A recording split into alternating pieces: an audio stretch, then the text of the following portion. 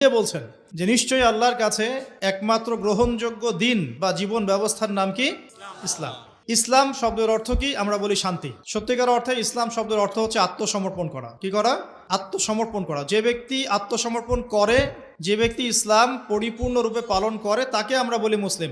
যে ব্যক্তি ইসলাম পরিপূর্ণরূপে পালন করে তাকে আমরা বলি মুসলিম। যেমন এই মুসলিম শব্দের সাথে যে নবীর নাম জড়িত সেটা হলো, তিনি হলেন ইব্রাহিম আলাইহিস সালাম। সূরা হজ পড়ে দেখবেন, হুয়া সাম্মাকুমুল মুসলিমিন, তিনি তো আমাদের নাম দিয়েছেন মুসলিম, এই জাতির নাম দিয়েছেন। তিনি আমাদের জাতির পিতা, মুসলিম জাতির পিতা।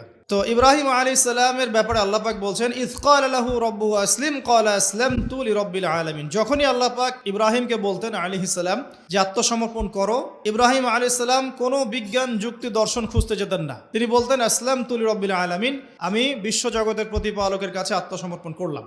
উদাহরণ দিচ্ছি, আল্লাহ রাব্বুল আলামিন ইব্রাহিম আলাইহিস সালামকে বলেছিলেন স্ত্রী এবং সন্তান